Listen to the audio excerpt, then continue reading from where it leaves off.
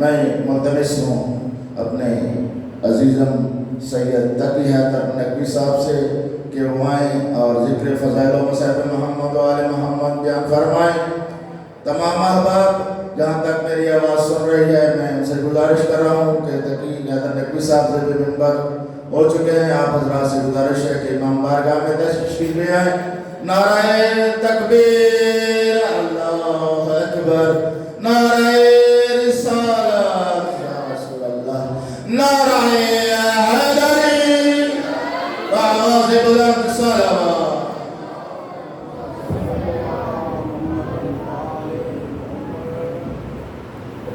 نعرہ تکبیر، نعرہ رسالت، نعرہ حیدری، آواز بلند صلوات۔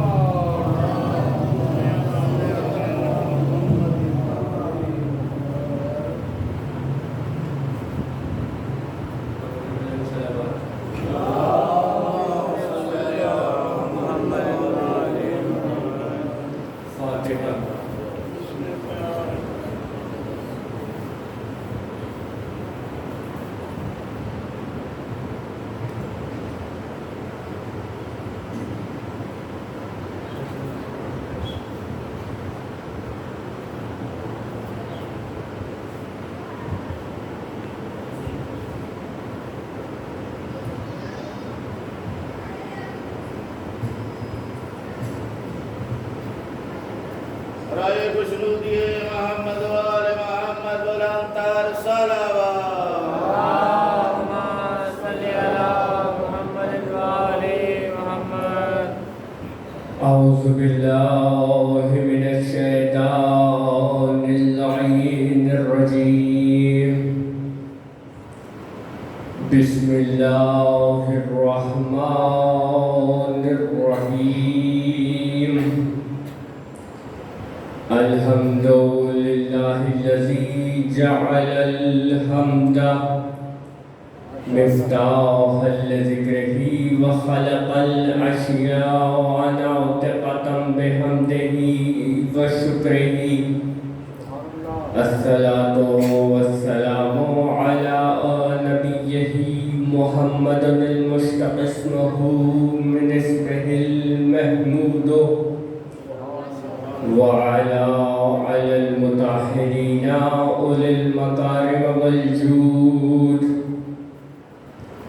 الحمد لله الذي هدانا لهذا وما كنا لنهتدي لولا أن هدانا الله، أما بعد فقد قال الله تبارك وتعالى في كتابه المحكم وخطابه المتقن وقوله أحسن، بسم الله الرحمن الرحيم، فآمنوا بالله ورسوله والنور الذي أنزلنا والله بما تعملون خبير۔ صلوات۔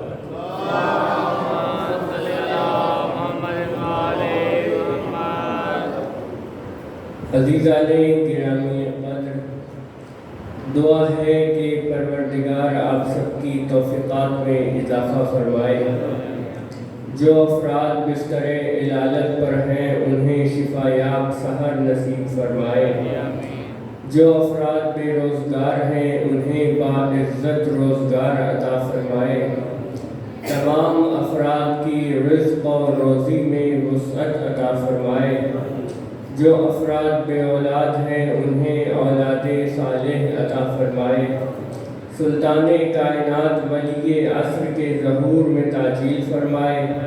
بلند آواز سے صلوات پڑھیں کہ تمام دعائیں مستجاب ہوں۔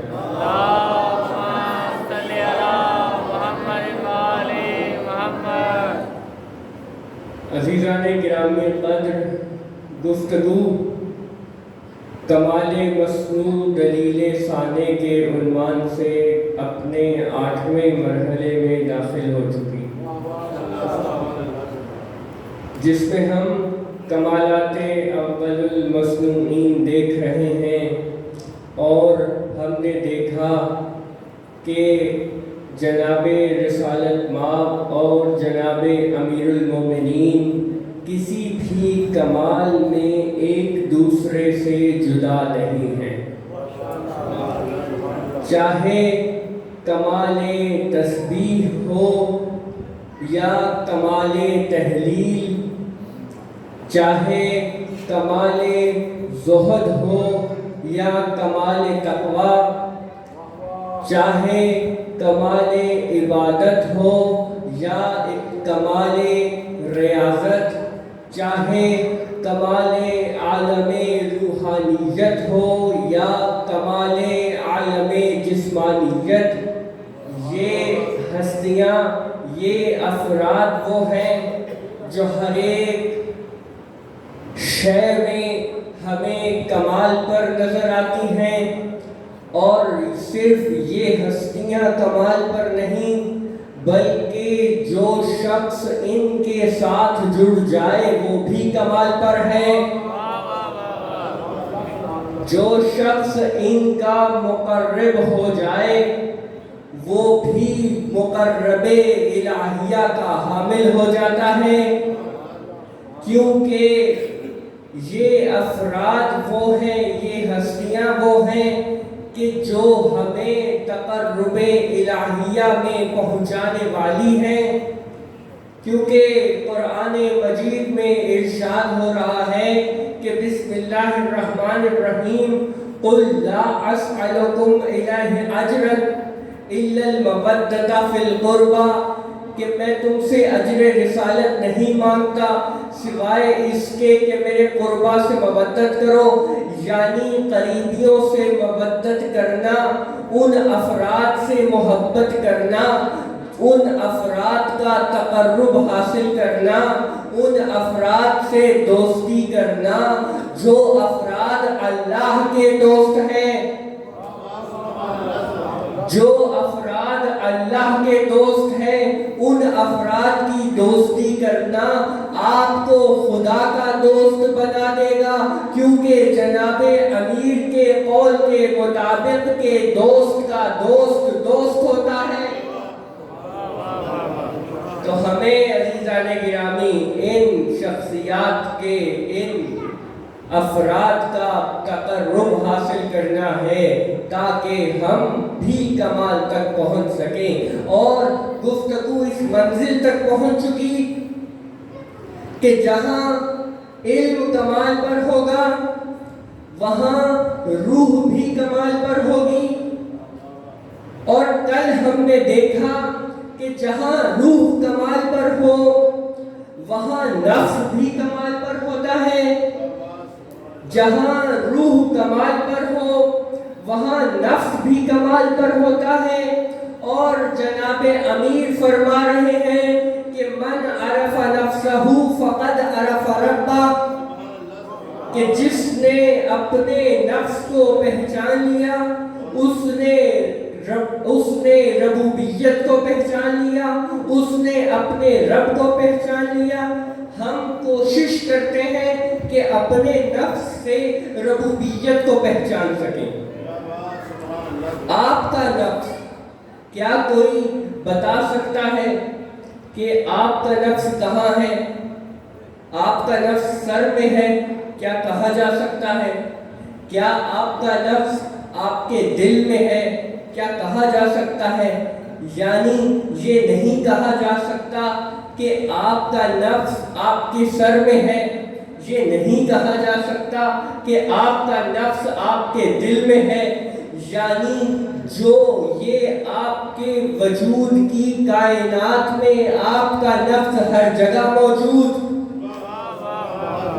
یعنی آپ کے اس وجود کی کائنات میں آپ کا نفس ہر جگہ موجود، اسی طرح اللہ اس کائنات میں ہر جگہ موجود۔ اگر آپ کے کہیں سر پہ چوٹ لگے نفس کو محسوس ہوگا، اگر آپ کے دل پر چوٹ لگے تو آپ کے نفس کو محسوس ہوگا، یعنی آپ کا نفس ہر شے کے قریب ہے، یعنی آپ کا نفس آپ کے وجود کی کائنات میں ہر شے کے قریب ہے، جس طرح اللہ اس کائنات میں ہر شے کے قریب۔ اسی لیے جناب امیر فرما رہے ہیں کہ آپ اپنے نفس کو پہچانتے چلے جاؤ، آپ جتنا عرفان نفس حاصل کرتے چلے جائیں گے اتنا آپ ربوبیت کو پہچانتے چلے جائیں گے، جتنا آپ اپنے نفس کو پہچانیں گے اتنا آپ کا نفس کمال پر پہنچتا چلا جائے گا، جتنا آپ کا نفس کمال پر جائے گا تو خدا ارشاد فرما رہا ہے قرآن مجید میں کئی قسمیں کھانے کے بعد کہ وَنَفْسٍ وَمَا سَوَّاهَا، کہ ہم نے اس نفس کو بہترین بنایا، ہم نے اس نفس کو درست بنایا، پھر فرمایا کہ فَالْهَمَهَا فُجُورَهَا وَتَقْوَاهَا، کہ ہم نے اس نفس میں، اس نفس کے اندر فجور بھی ہے، اس نفس کے اندر تقوی بھی ہے، جس نے قد افلح من زکاہا، کہ جس نے اس نفس میں فسق و فجور کو دبا دیا اور تقوی کو ظاہر کر دیا، تقوی کو حاوی کر دیا، وہ کامیاب ہو گیا۔ قد خاب من دساہا، کہ جس نے اس نفس میں فسق و فجور کو دبا دیا، کو نہ دبایا اور تقوی کو دبا دیا، وہ ناکام ہوا۔ یعنی ان آیات سے معلوم ہوا کہ آپ کے نفس کے اندر فسق و فجور بھی ہے، آپ کے نفس کے اندر تقوی بھی ہے، آپ کے نفس کے اندر فسق و فجور بھی ہے۔ اب آپ کے نفس میں جو فسق و فجور ہے وہ کام ہے شیطان کا، یعنی شیطان آپ کے نفس کے اندر فسق و فجور ڈالتا ہے، اور جب شیطان آپ کے نفس میں فسق و فجور ڈال دے تو قرآن اعلان کرتا ہے کہ قال الانسان اکفر، کہ وہ شیطان انسان سے کہتا ہے کہ کفر اختیار کر، فلما کفر، جب وہ کفر اختیار کرتا ہے تو شیطان کہتا ہے قال انی بری منک، تو شیطان کہتا ہے کہ تو نے کفر اختیار کیا، اس میں میرا کوئی ذمہ ہی نہیں۔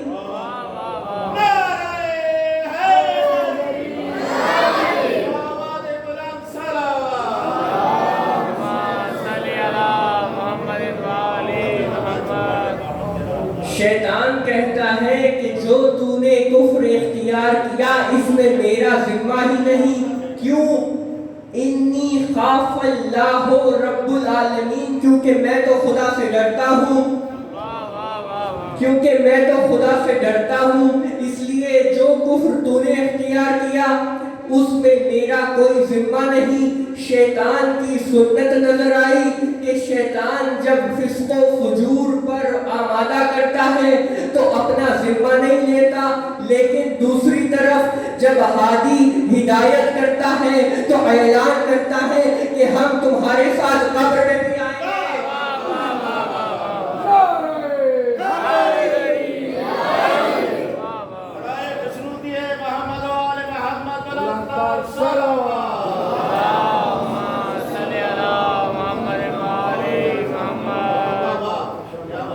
ہم تمہارے ساتھ قبر میں بھی ہوں گے، اور صرف قبر میں نہیں، ہم تمہارے ساتھ موت کے وقت بھی ہوں گے، ہم تمہارے ساتھ صراط و میزان و محشر و قیامت کے وقت بھی ہوں گے۔ تو عزیزان گرامی، ایک طرف شیطان کا طرز نظر آیا، اور جب شیطان کو ابلیس نے کہا، جب ابلیس کو اللہ نے کہا کہ آدم کو سجدہ کرو، تو ابلیس نے کہا کہ میں سجدہ نہیں کروں گا، کیونکہ میں اس آدم سے افضل ہوں، میں آدم سے افضل ہوں، اس لیے شیطان نے کہا کہ میں آدم کو سجدہ نہیں کروں گا۔ معلوم ہوا کہ آدم نے خود کو، شیطان نے، ابلیس نے خود کو آدم سے بہتر سمجھا، یعنی ابلیس نے خود کو اس سے بہتر سمجھا جس کو اللہ نے بنایا.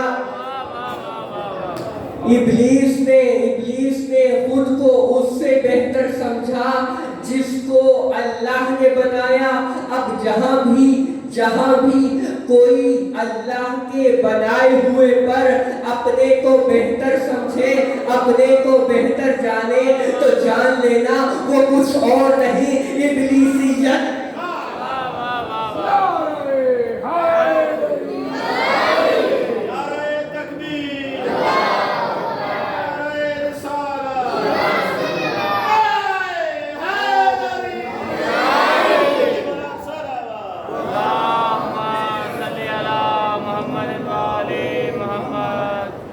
اور دوسری طرف جناب آدم سے ترک اولا ہوا. جناب آدم سے جب ترک اولا ہوا تو جناب آدم نے معافی طلب کی. جناب آدم نے معافی طلب کی اور فرمایا پروردگار تجھے محمد کا واسطہ مجھے معاف کر دے. پروردگار تجھے محمد کا واسطہ مجھے معاف کر دے. آواز آئی یا آدمو ما محمد, اے آدم تمہیں کیا معلوم کہ محمد کیا ہے. اے آدم تمہیں کیا معلوم کہ محمد کیا ہے. اب جناب آدم کا استدلال سنیے. جناب آدم فرماتے ہیں کہ پروردگار جب تو نے مجھے خلق کیا تب میں نے عرش کی جانب دیکھا, مجھے وہاں پر لکھا ہوا نظر آیا کہ لا الہ الا اللہ محمد رسول اللہ. میں نے دیکھا کہ تیرے نام کے بعد نام محمد ہے, تیرے نام کے بعد اسم مبارکہ محمد ہے. میں نے وہیں سے اخذ کیا کہ اگر تیرے نام کے بعد یہ اسم محمد ہے تو اس کائنات میں تیرے بعد سب سے افضل یہ ذات ہوگی. جناب آدم کا استدلال کہ پروردگار تیرے نام کے بعد اسم محمد تھا, تو میں نے جانا کہ تیرے بعد یہ ذات سب سے افضل ہوگی. اب جناب عبداللہ ابن مسعود کی روایت سنیے. وہ فرماتے ہیں کہ عرش پر 2 جملے نہیں بلکہ 3 جملے لکھے ہوئے ہیں. وہ فرماتے ہیں کہ عرش پر رسول خدا نے فرمایا کہ عرش پر 3 جملے لکھے ہیں, لا الہ الا اللہ محمد رسول اللہ علی ولی اللہ. اب میرا سوال یہ ہے بنی آدم سے کہ اگر آدم کا استدلال کہ اگر نام محمد رسول کے بعد آئے تو رسول خدا اللہ کے بعد سب سے افضل ہے, تو اگر علی کا نام رسول خدا کے بعد آئے تو علی کے بارے میں کیا عقیدہ رکھو گے؟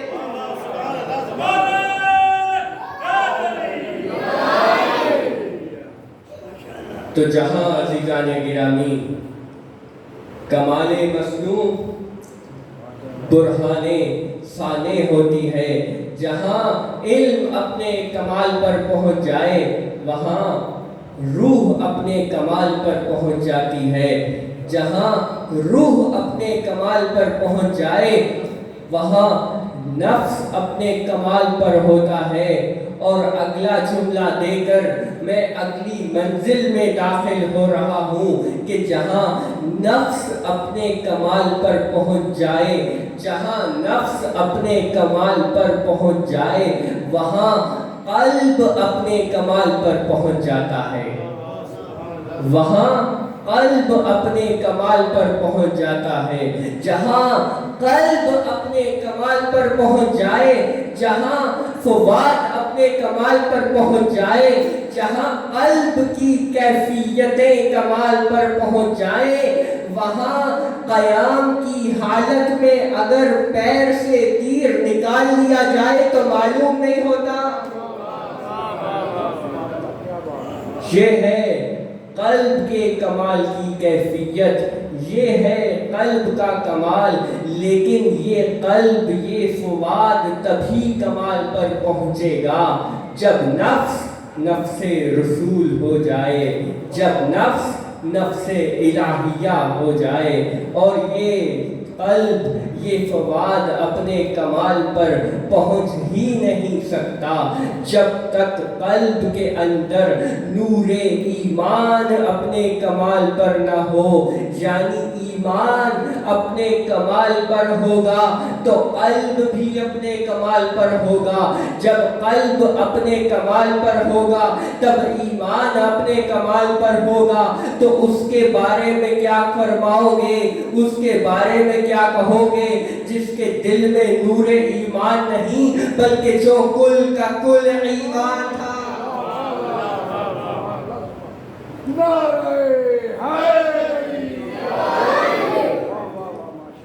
عزیزان گرامی،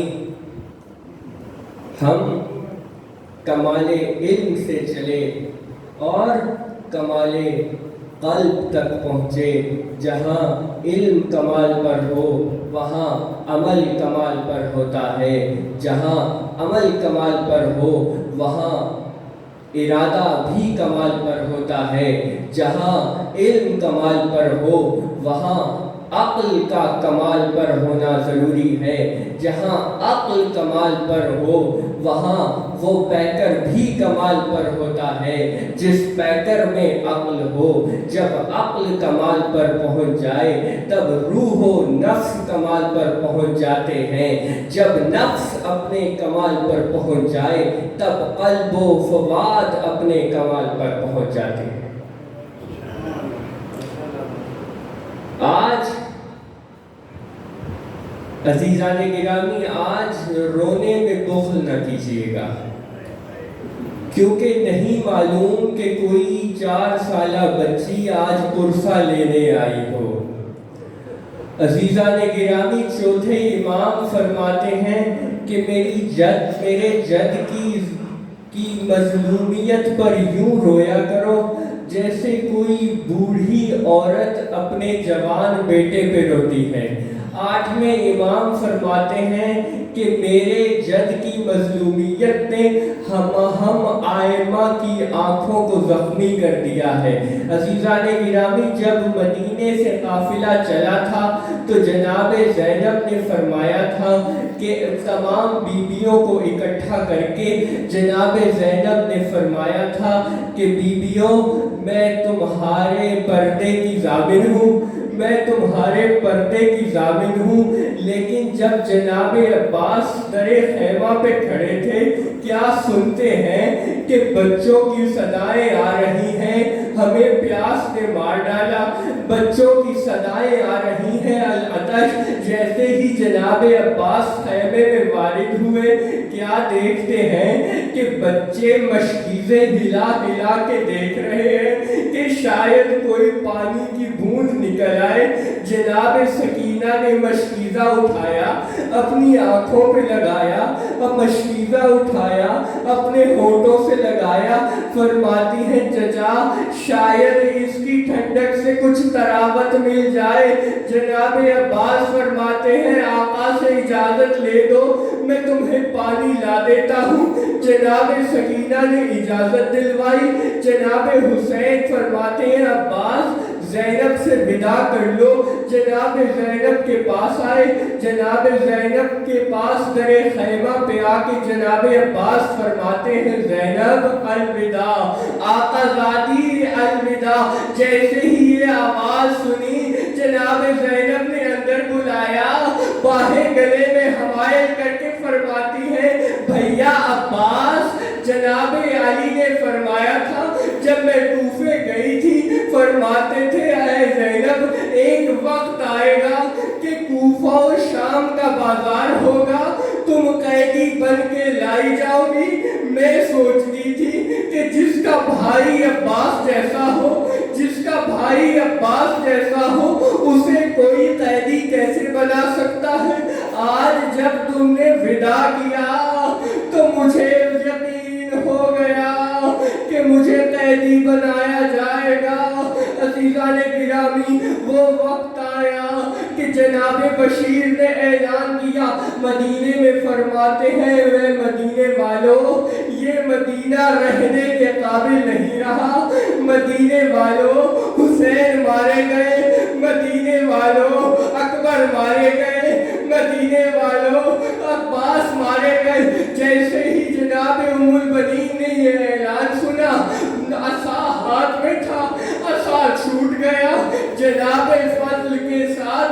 مسجد نبوی میں پہنچی، فرماتی ہے بشیر کون سے حسین مارے گئے؟ فرماتے ہیں نواسۂ رسول مارے گئے۔ فرماتی ہے حسین کیسے مارے جا سکتے ہیں؟ ان کے ساتھ عباس تھے، ان کے ساتھ جناب عباس تھے۔